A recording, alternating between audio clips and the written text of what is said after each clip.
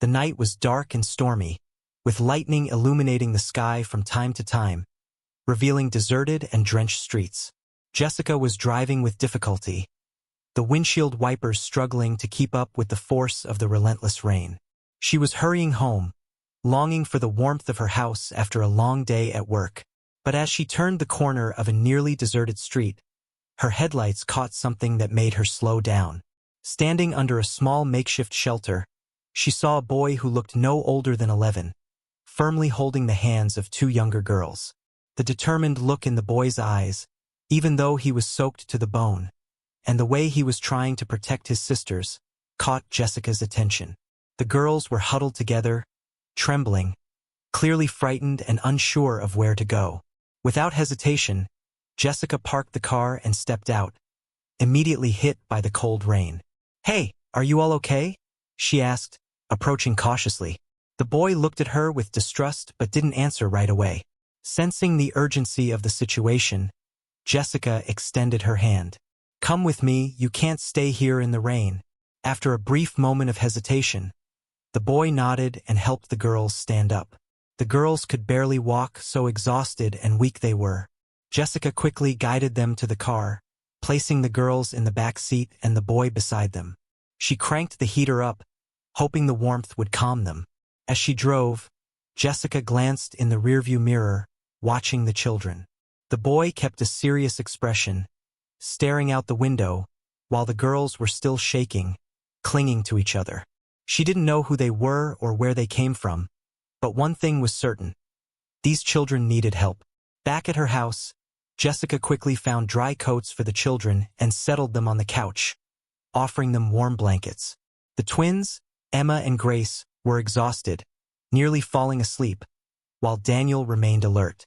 His protective posture was evident, even in a safe environment.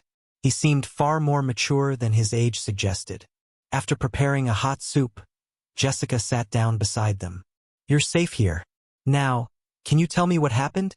she asked gently, directing the question mainly to Daniel, who seemed to be in charge.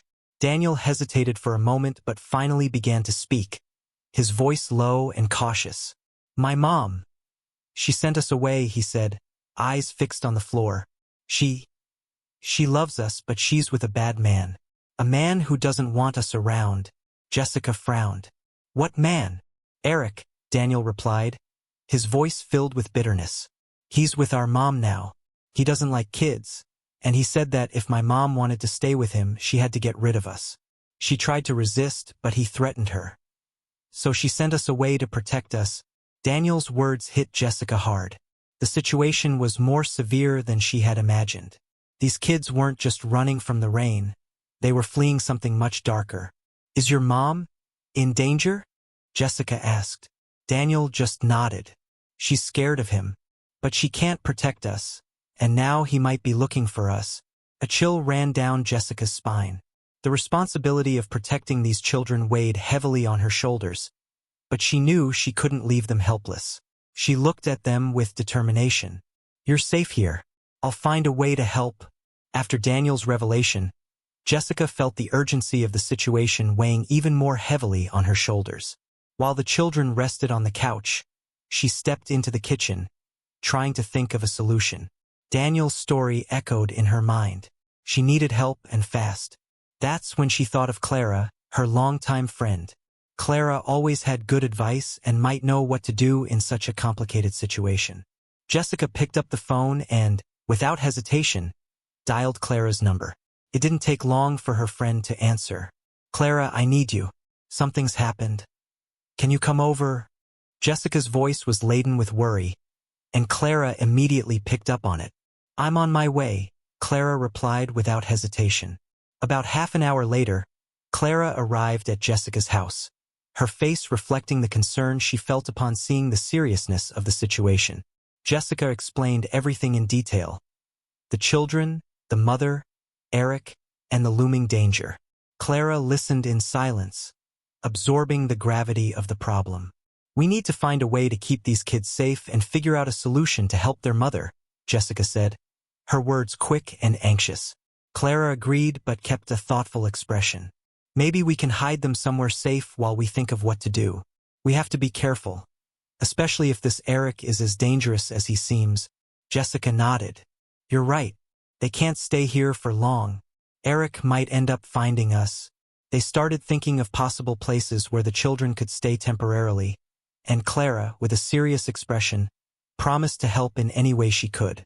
I'll start making some calls and see what we can arrange. For now, it seemed like things were under control, and Jessica felt a small sense of relief, realizing she wasn't alone. What Jessica didn't know was that Clara had other intentions. Despite their friendship, Clara was entangled in personal financial troubles, and Eric had offered her a tempting solution. He promised a large sum of money in exchange for information about the children's whereabouts. Clara hesitated at first, but her financial difficulties drove her to accept the dark deal. That very night, after leaving Jessica's house, Clara made a call to Eric. The streets were still wet from the rain, and the sound of tires on the soaked asphalt echoed as she drove. On the phone, Eric answered with his cold, calculating voice. The kids are at Jessica's house, Clara informed, her voice low, as if she wanted to quickly rid herself of the burden she carried. She's trying to find a safe place for them. But for now, they're all there. Eric laughed at Clara's words, pleased with her betrayal. Good job. Keep me informed if anything changes. Soon we'll handle this once and for all. Clara hung up the phone with trembling hands, a mix of guilt and fear overtaking her. She knew she was betraying a friend, but her desperation for money had blinded her. There was no turning back now. Meanwhile, Jessica, completely unaware of the betrayal underway, was preparing to put her plan into action, believing Clara was truly on her side.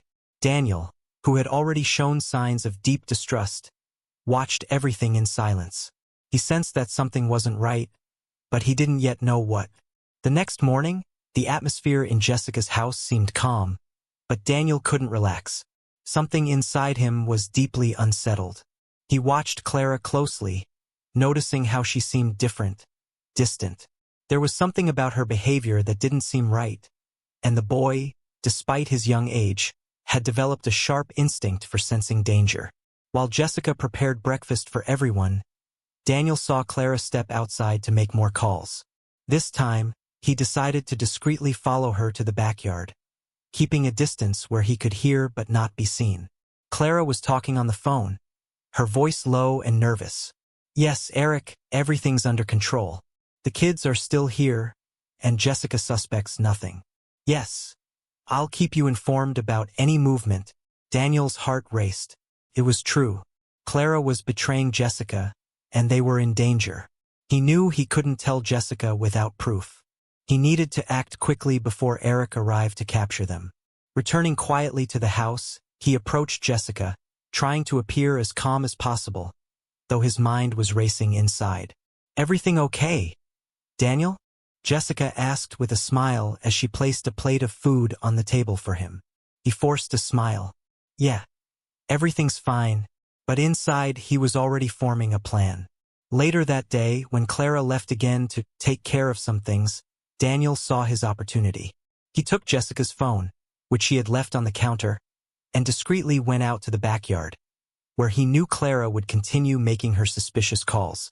Positioned near the open window, he could hear Clara speaking to Eric again. This time, he activated the voice recorder on the phone and captured every word of the conversation. Clara was openly discussing with Eric how he could break into the house at night and capture the children while Jessica slept. Daniel's blood ran cold, but he didn't have time to panic. With the recording saved on the phone, he knew he had to leave and find help, as Clara and Eric could act at any moment.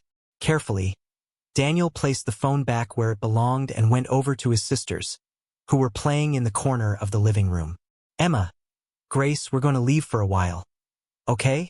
He whispered, trying not to scare them. I'm going to get us help. Without raising suspicion, Daniel grabbed a coat for himself and his sisters and quickly left the house with them, heading toward the police station he had seen the night before when Jessica had found them. The cold morning wind wrapped around them, but he knew they couldn't wait. As soon as they reached the station, Daniel showed the recording on the phone to the officer on duty. We're in danger, he said with a firm but still fearful voice. The officer listened to the recording attentively, immediately recognizing the gravity of the situation. "I'll send a patrol car right away," the officer said.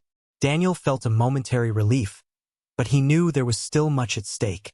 Meanwhile, back at Jessica's house, Clara was beginning to realize something was wrong. Upon returning and not finding the children, her heart raced. She called Eric, panicked, but before they could act, the sound of police sirens began to echo down the street. As the police sirens cut through the quiet of the street, Clara panicked. Her plan was falling apart, and she knew that if Eric didn't act quickly, everything could spiral out of control. She tried calling him again, but before she could do anything, Jessica's front door was forcefully opened by 2 armed police officers. Jessica, who was upstairs, heard the commotion and rushed down to see what was happening. As she descended the stairs, she was shocked to see the officers standing there, with Clara by their side, visibly nervous. "What's going on here?" Jessica asked, confused and worried. "We received a tip about an imminent threat to you and the children you're protecting," one of the officers said firmly. "We know Eric is involved, and we have a recording that confirms it." Jessica was speechless. "Recording? What do you mean? Who did this?" Before Clara could respond, the door opened again, and Daniel entered, breathless and tense. He went straight to Jessica. "I overheard Clara talking to Eric," he said, handing the phone with the recording to one of the officers. "She was betraying us. I knew we couldn't trust her." Clara's betrayal finally became clear to Jessica, who looked at her friend with a mixture of sadness and anger. "Why, Clara? Why would you do this?" Clara lowered her head, her voice trembling with shame. I was in trouble, Jessica. Eric offered me money, and I was desperate. I never wanted it to come to this." Jessica felt a heavy weight in her chest. The friend she had trusted so much had put the lives of 3 innocent children at risk. She could hardly believe that someone so close could betray her this way. The tension in the room was palpable, and as the police officers handcuffed Clara, Jessica tried to process everything that had happened. With the situation at the house under control, the officers were preparing to deal with Eric. "Now we need to ensure that he is arrested before he tries anything more dangerous," the lead officer said. "We'll set up a plan to capture him." That same night, Eric, still unaware that his betrayal had been uncovered, prepared to act. He believed Clara was in control of the situation and that he would soon have the children in his grasp. But as he approached Jessica's house, he was met with an unusual silence. Unaware that the police were already waiting for him, Eric cautiously approached the entrance. As he stealthily opened the door, he was surprised by the officers waiting for him. "Hands up," one of the agents shouted, his voice echoing through the room. As Eric, caught off guard, tried to flee, the chaos that followed was swift. Eric resisted arrest, but the officers were prepared. Within minutes, he was handcuffed and taken into custody, his expression furious as he glared at Jessica and Daniel. "You'll pay for this," he shouted angrily. Jessica, standing firm, remained by Daniel and his sister's side, protecting them with a resolute look. She knew the battle had been tough, but she felt relieved that it was finally coming to an end. The children were now safe. Clara, who had watched the confrontation from the back of the police car, was taken away along with Eric. Her betrayal had been exposed, and the consequences of her actions were inevitable. The years-long friendship with Jessica had been destroyed in a way that could never be repaired. As the police drove off with Eric and Clara, Jessica hugged Daniel and the twins, feeling the weight of the last 24 hours begin to lift. "You're safe now," she whispered, feeling a mix of relief and exhaustion. But even with Eric in custody, there was still one unresolved issue. Where was Rosanna, the children's mother? Eric was taken away in a police car, his face marked with frustration and anger. As he was driven off, the silence settled over the street. Jessica felt a mixture of relief and exhaustion. The immediate threat had been contained, but there was a lingering sense that something still needed resolution. Daniel, who had remained calm and determined throughout, finally began to relax.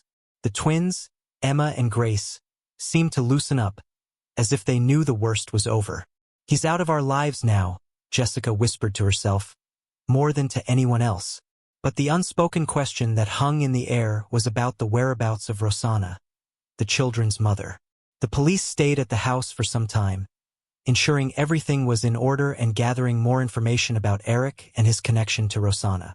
One of the officers, noticing the emotional state of the children, approached Jessica and offered words of support. "We'll do everything we can to find Rosanna," he assured her. "Now that Eric is in custody, it will be easier to track her down." Daniel, still carrying his protective demeanor, moved closer to Jessica. "She's scared of him, but now that he's been arrested, maybe we can bring her back." The hope in Daniel's eyes touched Jessica deeply. She knew she couldn't rest until this family was reunited. "We'll find her, Daniel," she promised, stroking his hair. "I'll make sure you and your sisters are together again." The following day, with Eric in custody, the police were finally able to locate Rosanna. She had been hiding in a small village, far from the city, where she had taken refuge, fearing for her children's safety and her own. When she was informed of Eric's arrest, Rosanna was initially in shock, unsure if she could trust the news. When Jessica learned that Rosanna had been found, she immediately requested to accompany the police to the location. It was important for her to ensure the children's mother was safe and that the reunion would happen in the best way possible. The drive to the village was quiet, except for the rapid beating of Jessica's heart, hoping for the best. When they arrived, Rosanna appeared at the door of the small house where she had been staying. Her eyes, once filled with fear, now reflected surprise and perhaps a glimmer of hope. When she saw Daniel, Emma, and Grace getting out of the car, tears began to roll down her face. Without hesitation, she ran to them, hugging them as tightly as she could, as if to ensure she would never lose them again. "My babies, my loves," Rosanna whispered between sobs. Daniel, who had been the strong one until that moment, finally broke down, letting the emotion wash over him.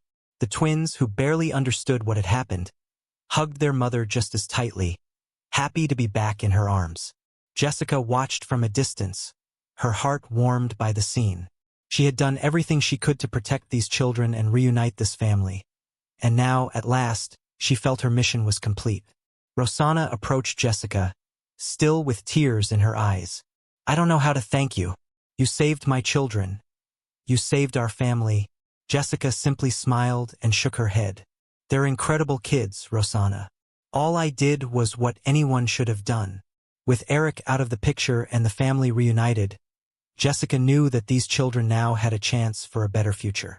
The weight of Clara's betrayal still hung over her, but the reunion of the family was a comfort that made the pain more bearable. Rosanna and her children left together, ready to start a new life, free from the fear and threats of Eric. Jessica stood at the door of her house, watching them leave, feeling a peace she hadn't felt in a long time.